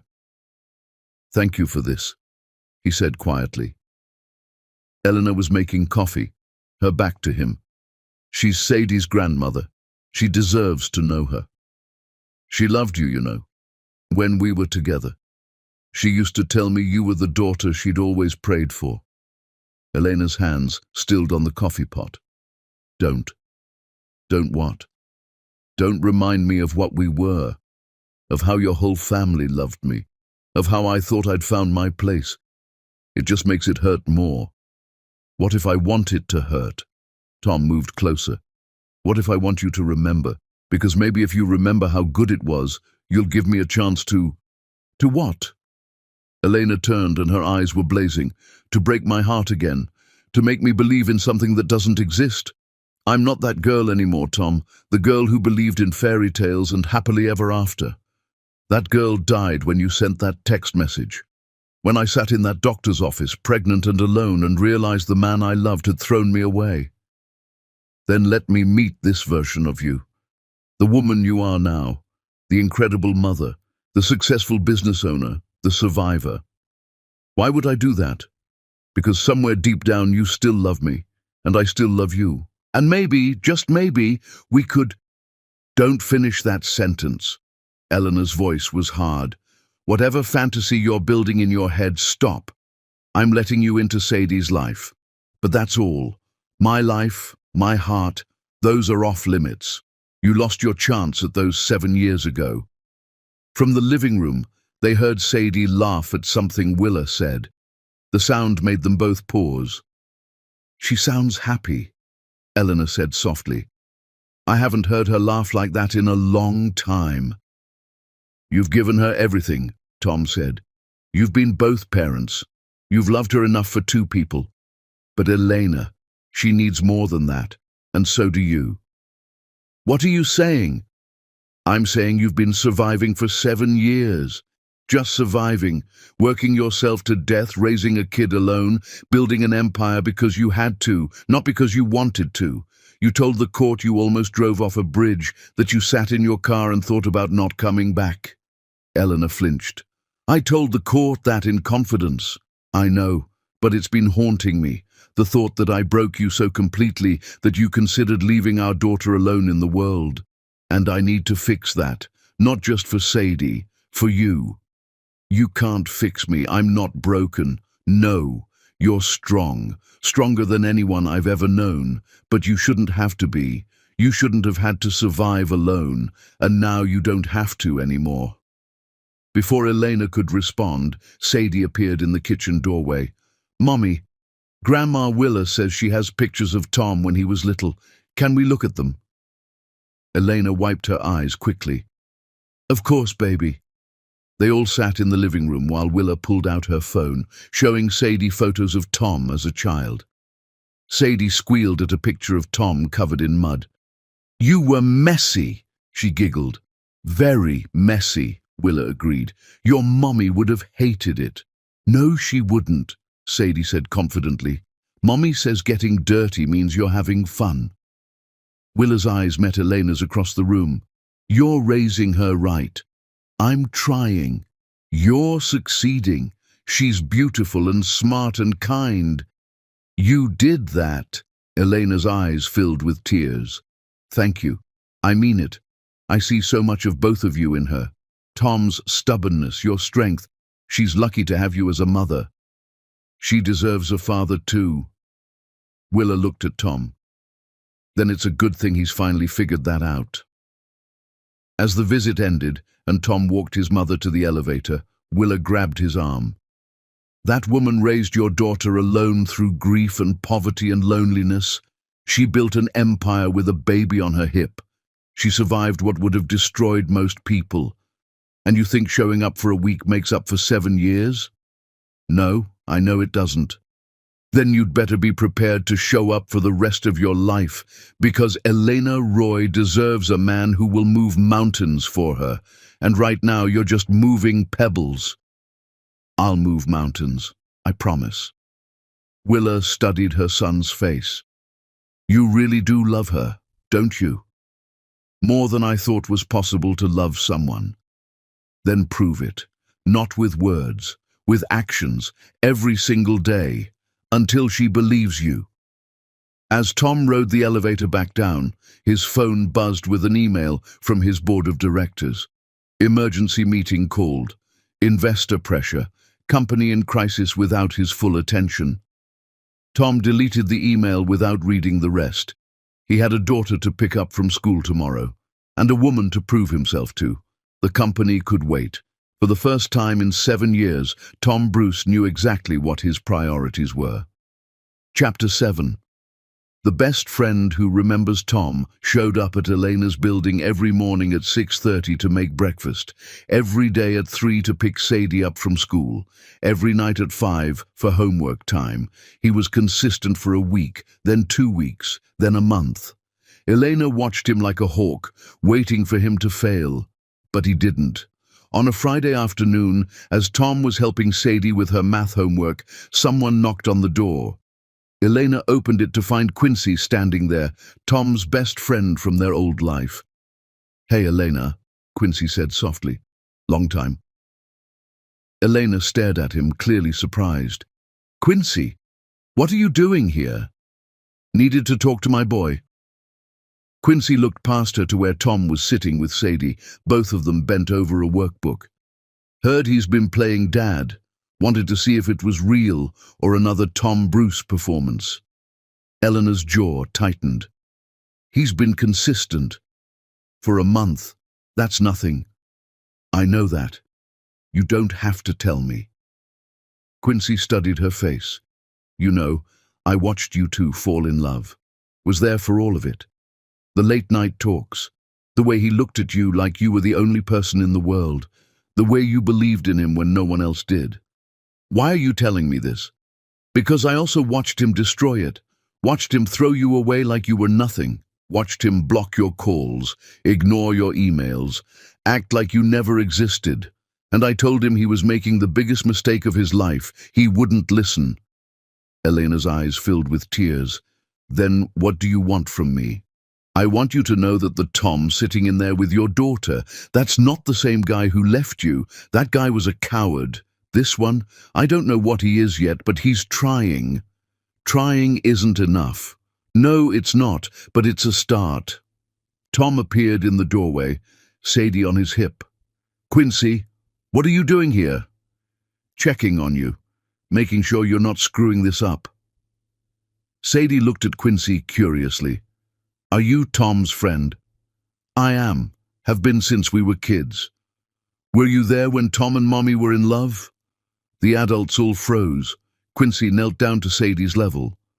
I was. And you know what? Your Mommy and Daddy were the kind of in love that makes other people jealous. Everyone who saw them wanted what they had. What did they have? Real love. The kind that doesn't come around often. The kind people write songs about. Sadie looked at Elena, then at Tom. Can they have it again? That's up to your mom, little one. But I'll tell you something. Your dad loves your mom more now than he did back then, because now he knows what it's like to lose her. Tom's voice was rough. Quincy, no, man. Someone needs to say it. Quincy stood, looking at Elena. I was at Tom's place last night. You know what he was doing? Looking at old pictures of you two. Crying like a baby, saying your name over and over. He's been doing that every night since the courthouse. Elena's face crumbled. Stop! He sold his company. Everyone went silent. What? Tom's voice was sharp. Quincy, don't. She deserves to know. He sold his company, Elena. The thing he chose over you, the empire he built. He sold it yesterday, walked away from everything. Elena stared at Tom. Is that true? Tom set Sadie down gently. Baby, can you go play in your room for a few minutes? Grown-ups need to talk. Sadie looked between the adults, sensing the tension, but nodded and left. The moment her door closed, Elena turned on Tom. You sold your company? I had to. Why? Because I can't be the CEO and be the father Sadie needs. I can't be at board meetings and pick her up from school. I can't travel for business and make her breakfast every morning. Something had to give. So you gave up everything? No, I gave up nothing. That company was nothing. Money is nothing. Success is nothing. Sadie is everything. You're everything. And I finally figured that out. Elena sank onto the couch. You're an idiot. I know. You should have figured this out 7 years ago. I know. You should have chosen us when it mattered. I know. Tom knelt in front of her. But I'm choosing you now, both of you. Choosing you over everything. And I'll keep choosing you for the rest of my life if you let me. Elena looked at Quincy. Did you know he was going to do this? Not until yesterday. He called me after signing the papers, said he needed to tell someone, said he'd finally done something right. Elena covered her face with her hands. I can't do this. I can't let myself hope again, not after. Then don't hope, Tom said. Just let me keep showing up. Let me keep proving it. I don't need you to forgive me. I don't need you to love me back. I just need you to let me be here. Why? Elena's voice broke. Why now? Why not when I was pregnant and terrified? Why not when Sadie was a baby and I was drowning? Why not when I needed you? Because I was blind. Because I was stupid. Because I thought success meant money and power instead of love and family. And by the time I realized what I'd lost, it was too late. Quincy cleared his throat. I should go, but Elena, for what it's worth, I've known this man my whole life. I've never seen him fight for anything the way he's fighting for you and Sadie right now. That's got to count for something. After Quincy left, Elena and Tom sat in silence for a long moment. I need you to understand something, Elena finally said. Even if you prove yourself to Sadie, even if you become the world's best father, that doesn't mean you get me back. My heart isn't some prize you win by being a good dad. I'm a separate person with separate feelings, and right now those feelings are mostly anger and pain. I understand. Do you? Because you keep looking at me like you're waiting for me to forgive you, like you expect some movie moment where I realize I still love you and we all live happily ever after. But that's not how this works. You broke something in me that might never heal. Then tell me how to fix it. You can't. That's what I'm trying to say. Some things once broken can't be fixed. They can only be rebuilt into something new, something different, and I don't know if I have the energy to rebuild. Tom took her hand. She didn't pull away, but she didn't squeeze back either. Then let me do the work. Let me be the one who rebuilds. You just rest. You've been fighting alone for 7 years. Let me fight now. Elena finally looked at him, really looked at him. You sold your company. It was just a company. It was your dream. No, you were my dream. I just forgot for a while. Elena pulled her hand away, stood up. I need time. Time to process this. Time to figure out what I feel beyond anger. Take all the time you need, I'll be here. As Tom stood to leave, Eleanor's voice stopped him at the door. Tom, thank you for picking Sadie up every day.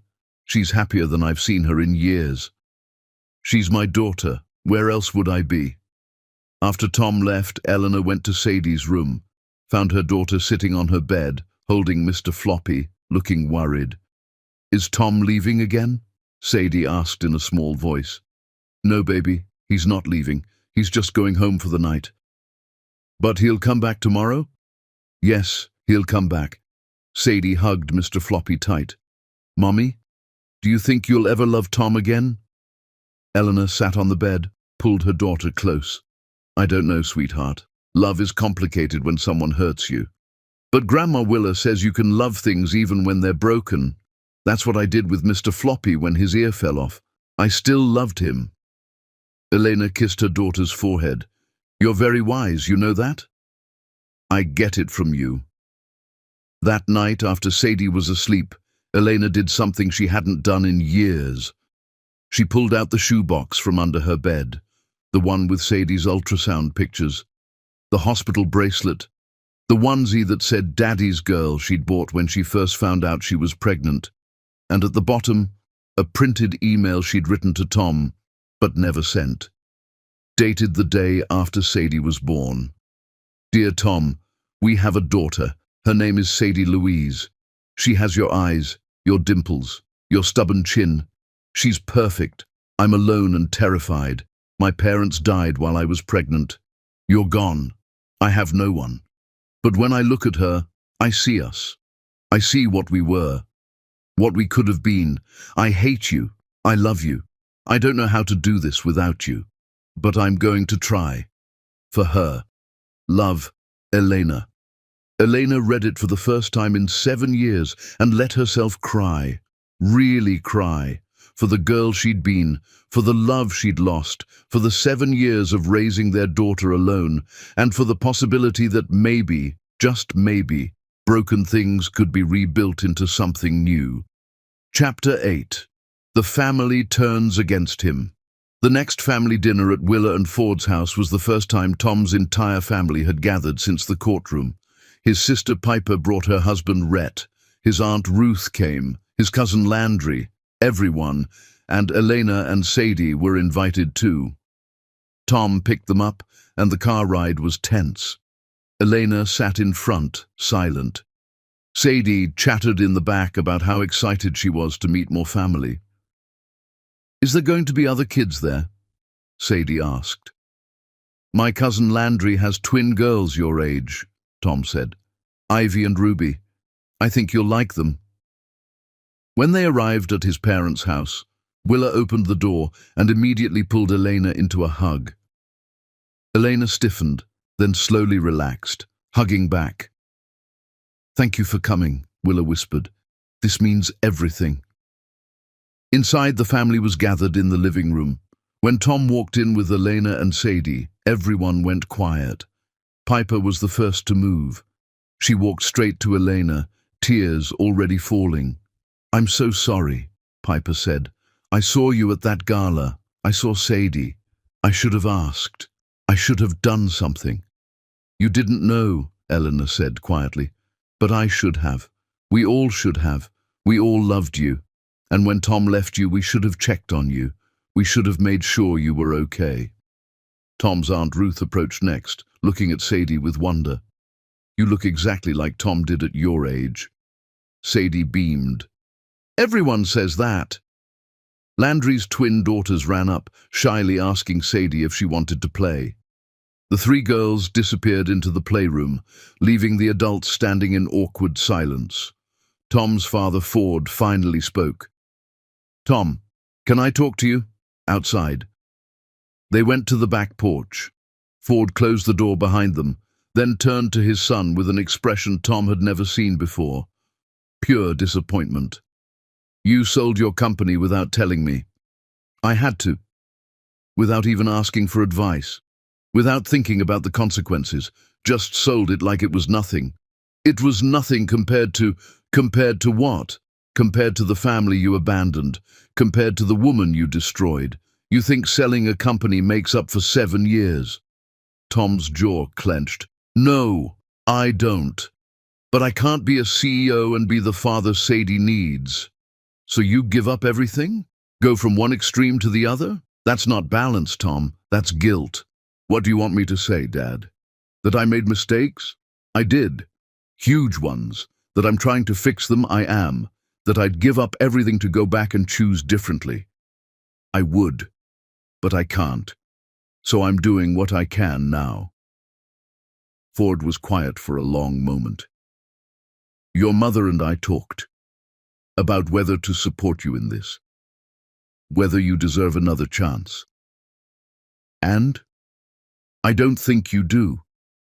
I think you threw away the best thing that ever happened to you, and now you're scrambling to put the pieces back together. But your mother reminded me that this isn't about you. It's about Sadie, and that little girl deserves a father. She does. But Elena deserves more than a man driven by guilt. She deserves a man who loves her because of who she is now, not who she was. Can you be that man? Tom looked through the window at Eleanor, who was laughing at something Willa said. She looked lighter than she had in weeks. Happy. I'm trying to be. Trying isn't enough. You need to figure out who you are without the company, without the success, without all the things you chose over her, because if you can't, you'll just end up hurting her again, and I won't stand by and watch you destroy my daughter-in-law twice. She's not your daughter-in-law. She should have been. Would have been if you hadn't been an idiot. So as far as I'm concerned, she is, and I will protect her from you if I have to. The words hit Tom like a punch, his own father, choosing Elena over him. Back inside, dinner was served. Sadie sat between Tom and Elena, chattering happily about playing with Ivy and Ruby. Elena was quiet, but she wasn't tense. She was actually relaxing, talking to Willa about the spa business, laughing at Piper's stories about her kids. Watching Eleanor in his family home, surrounded by people who loved her, Tom realized something. She'd never stopped being part of this family. He was the one who'd left. She'd just been waiting to be invited back. After dinner, while the kids played and the adults had coffee, Tom's Aunt Ruth pulled him aside. I told you and Elena at Thanksgiving all those years ago that you had real love, the kind most people never find. I remember. My Henry died suddenly, heart attack. We didn't get to say goodbye. And you know what I regretted most? Not all the places we didn't travel or things we didn't buy. I regretted the time I wasted being mad at him over stupid things, the arguments that didn't matter, the grudges I held for no reason. Aunt Ruth, I'm telling you this because Elena has every right to hate you, to never forgive you. But life is short, Tom, and real love is rare. If there's even a chance you two could find your way back to each other, you'd better fight for it. Because losing love by choice is worse than losing it to death. At least with death, you don't have to live with the what-ifs. As the evening wound down and Tom drove Elena and Sadie home, Sadie fell asleep in the back seat. Elena stared out the window, quiet. Your family loves you, Tom said softly. They always did. I know. I miss them. They missed you too. My mum cried after you left tonight, said she'd gotten her daughter back. Elena smiled slightly. Your mum is something else. She told me if I mess this up again, she's disowning me and keeping you and Sadie. Elena laughed, a real laugh. The first one Tom had heard from her in years. I like her priorities. They pulled up to Elena's building. Tom carefully lifted Sadie out of the car seat, cradling his daughter against his chest. Elena led them upstairs, and Tom carried Sadie to her bed, tucking her in without waking her. When he came back to the living room, Elena was standing by the window, looking out at the city. Thank you for tonight, she said, for including us. Sadie had a great time. You're part of the family. You always were. I wasn't sure I'd ever feel that way again. Tom walked over, stood beside her at the window, not touching but close. Elena, I need to tell you something. What? I'm seeing a therapist. Have been for 2 weeks, trying to figure out why I made the choices I did, why I threw away everything good in my life. Elena looked at him, surprised. What have you learned? That I was terrified, of commitment, of losing my identity in a relationship, of becoming my father, who gave up his dreams to raise a family. I thought if I chose you, I'd lose myself. So I chose success instead. And in doing so, I lost everything that actually mattered. And now I know that loving you, being Sadie's father, that's not losing myself. That's finding myself, the best version of myself, the man I was always supposed to be. Elena turned away from the window, from him. I can't do this right now. I'm not asking you to. I just wanted you to know. Know what? That I'm doing the work, real work, not just showing up for Sadie, but figuring out why I hurt you, so I never do it again. To anyone. Elena's eyes filled with tears. I need you to leave now. Okay. As Tom walked to the door, Elena called his name. He turned. I'm proud of you, for going to therapy, for doing the actual work. That takes courage. I should have done it 7 years ago. Yes, you should have, but you're doing it now. That's something. Tom left, and Elena closed the door behind him, then slid down to the floor and cried, because she could feel her walls crumbling, could feel herself starting to hope. And hope was the most dangerous thing in the world. Chapter 9. The moment everything peaks. It happened on a random Tuesday. Tom was at Elena's building at 6:30 as usual to make breakfast. But when Elena opened the door, something was wrong. Sadie's sick, Elena said, her voice tight. High fever. I can't get it down. I'm taking her to the hospital. Tom didn't hesitate. I'm coming with you. Tom, you don't have to. I'm coming. They drove to the hospital in tense silence, Sadie whimpering in the back seat, her little body burning up. Tom held her hand the whole way, whispering that it would be okay, while Elena drove with white knuckles gripping the steering wheel. At the emergency room they had to wait. 2 hours. Sadie got worse, crying that her head hurt, that her stomach hurt, that everything hurt. Tom held her the entire time, rocking her, singing the lullaby his mother had taught him. Elena sat beside them, watching her daughter suffer, helpless to fix it. When they finally called Sadie's name, the doctor examined her and said they needed to run tests. Possible meningitis. The word made Elena's face go white. We need to admit her. Run a spinal tap. IV antibiotics just to be safe while we wait for results. Sadie started crying harder. I don't want a spinal tap. Mommy, no. Elena was falling apart, trying to stay strong, but Tom could see her breaking. He pulled her aside while nurses prepped Sadie. I've got this, he said. Let me take her for the procedure. You need a minute. I can't leave her. You're not leaving her. I'm her father. Let me do this, please.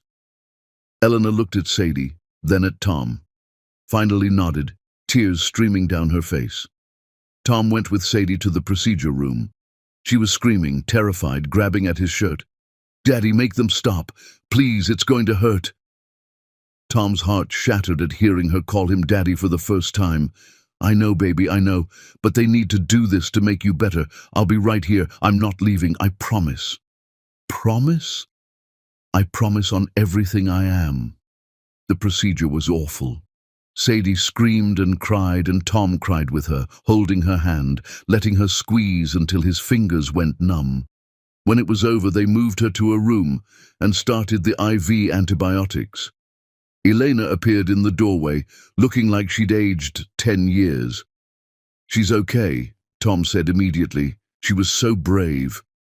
Elena collapsed into the chair beside the bed, holding Sadie's other hand.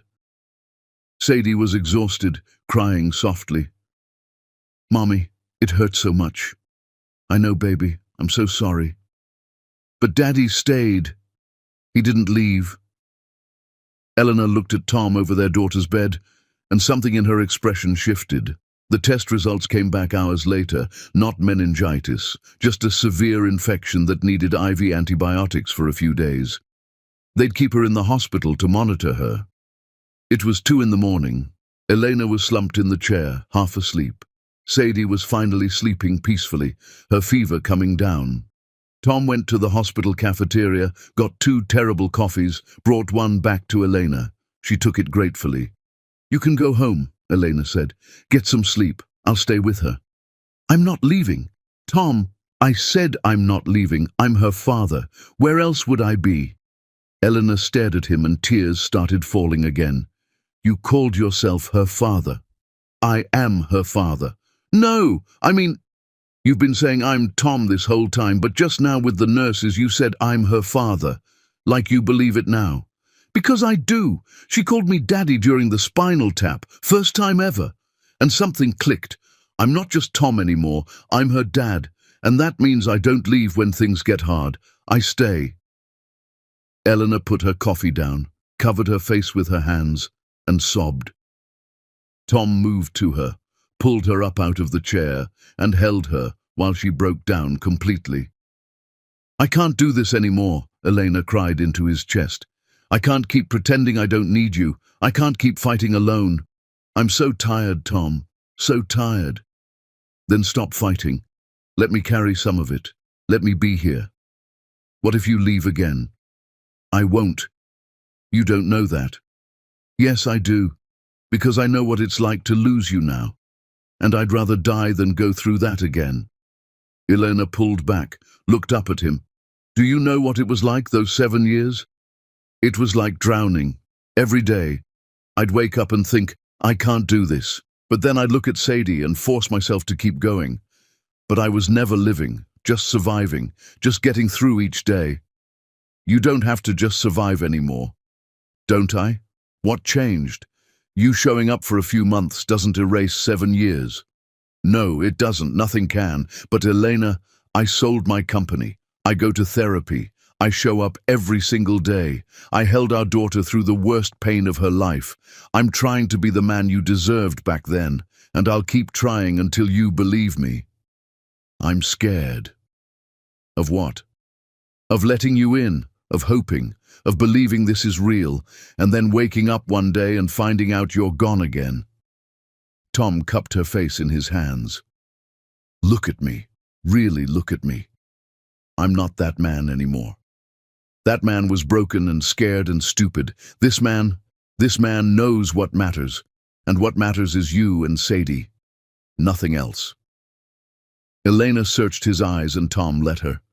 Let her see everything. The regret, the pain, the love, the determination. "I don't know if I can trust you," Elena whispered. "Then don't trust me. Trust my actions. I've been showing up for 2 months. I'll show up for 2 years, 20 years, however long it takes." They stood there in the hospital room, their daughter sleeping beside them, and something broke open between them. 7 years of walls and pain and anger cracking. Elena didn't say she forgave him, didn't say she loved him, but she didn't pull away when Tom kept holding her. And when she finally sat back down in her chair, she didn't protest when Tom pulled his chair close and held her hand. They sat like that all night, holding hands, watching their daughter sleep, not talking, just being together. When morning came and Sadie woke up, the first thing she said was, "You both stayed." "Of course we did," Elena said. "Both of you, together, like a real family." Tom squeezed Elena's hand. She squeezed back, and for the first time in 7 years, they felt like they might actually have a chance at becoming a family again. Chapter 10. What Love Looks Like Now. 3 months since the hospital, Tom had shown up every single day without fail. He'd learned Elena took her coffee with 1 sugar and cinnamon, that she had nightmares sometimes and would call him at 2 in the morning just to hear his voice. He'd learned Sadie hated green beans but loved broccoli, that she could do cartwheels now, that her favorite subject was art. It was Thursday afternoon, parent-teacher conference day.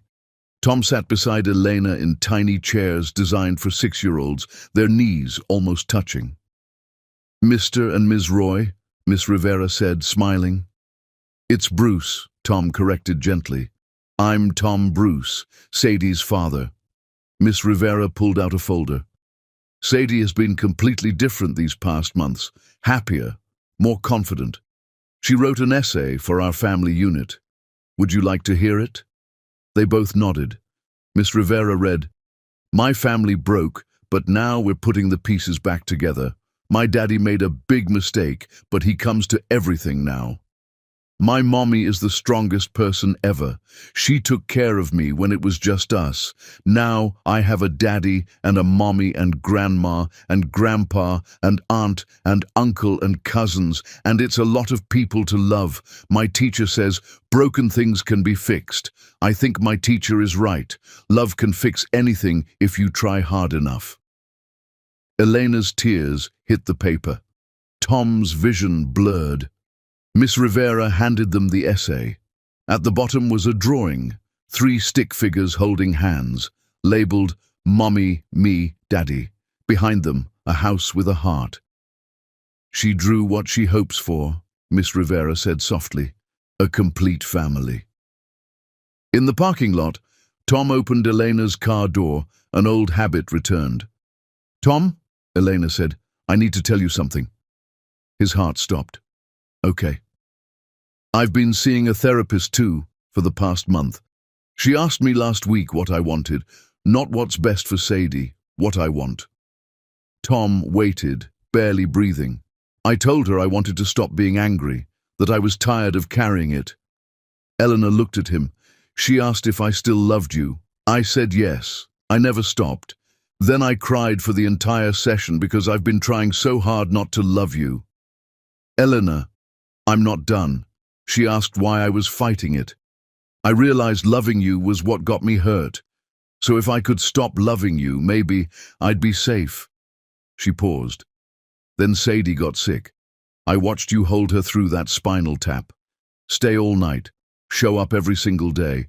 And I realized, you're not the man who left. That man is gone. The man standing here chooses us, every single day." "What are you saying?" "I'm ready to stop fighting, ready to try. Not to go back to what we were, to build something new, something better." She smiled. "Let's go on a date, Saturday night, just us." "Yes. When should I pick you up?" 7 o'clock. Saturday came. Tom arrived at exactly 7 with daisies from the farmer's market, her favorite. "You remembered," Elena said, taking them. "I remember everything." They went to the small Italian restaurant in Brooklyn where they'd gone on their 3rd date years ago. Giuseppe, the owner, recognized them immediately. "Elena and Tom, together. I thought I'd never see this day." They sat at the same table, ordered the same dishes, and talked. Really talked. Elena told him about building the spa, the sleepless nights, the day she opened her 5th location and realized she'd made it. "I wanted to call you every time something good happened, every milestone. Then I'd remember you weren't there anymore. I'm here now." Tom told her about selling the company, about therapy, about realizing every achievement felt hollow because he had no one to share it with. Ivy wasn't you. Nothing was you. You and I. That was real. After dinner, they walked through Prospect Park. When Eleanor shivered, Tom gave her his jacket. "This feels like time travel," Elena said. "Except we're different people now. Better people. You definitely are. Stronger. You survived something that would have destroyed most people." Elena stopped walking. "Can I tell you something? There were days I hated Sadie. Just for a second. Because when I looked at her, I saw you. Saw what you'd taken from me. I felt horrible for even thinking it. Elena." But then she'd smile or laugh or do something purely her, and I'd fall in love all over again. She saved me. When I wanted to give up, she gave me a reason to keep going. Tom pulled Elena close. She didn't resist. "I'm sorry," Tom whispered. "For all of it. For leaving. For making you raise her alone. For breaking you. You can't keep apologizing forever. Watch me." Elena pulled back, looked up at him. "Kiss me. I need to know if it still feels the same." Tom cupped her face and kissed her. Gentle at first, then deeper. It felt like coming home. Like 7 years melted away. When they pulled apart, both were crying. "It feels the same," Elena whispered. "How does it still feel the same?" "Because some loves don't die, they just wait." Outside Eleanor's building, neither wanted the night to end. "I'm not ready to invite you up," Eleanor said. "Not yet." "I know, I'll wait." "How long?" "However long it takes." Eleanor kissed him again. Quick, soft. "Good night, Tom." As Tom walked away, Elena called his name. "Yeah? I love you.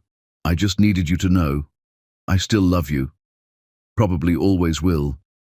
Tom smiled through tears. "I love you too." Never stopped. 6 months later, Sadie's 7th birthday party filled Prospect Park with laughter, both families together. Sadie ran around with Poppy and her cousins covered in cake and happiness. Tom and Elena sat on a blanket watching their daughter, hands intertwined. "She asked me this morning if we were getting married," Elena said. "What did you tell her?" "That grown-ups don't rush these things, that we're taking our time, building something real." "And what do you think about marriage?" Elena looked at him. "Ask me in a year." "A year?" "I need to know you're not going anywhere. Need to know this is permanent before I say yes to forever." "I'm not going anywhere, but I understand. I'll wait a year, 10 years, whatever you need." They watched Sadie blow out candles, surrounded by everyone who loved her. Tom realized this was what he'd been chasing all along. Not success, not money. This, family, love, home. "Tom," Eleanor said quietly. "Yeah?" "Thank you for coming back, for fighting for us, for being the man Sadie wishes for on every birthday. Thank you for giving me the chance, for letting me prove I changed." Sadie ran over, chocolate cake on her face. "Mommy, Daddy, come play with us." "Daddy," she said it without thinking now. Natural as breathing. They stood, let their daughter pull them toward the other kids. As they walked hand in hand, Sadie between them, Tom caught Elena's eye over their daughter's head. She smiled. He smiled back. They weren't perfect. They weren't fixed. But they were healing. Together. And that was enough. For now, that was more than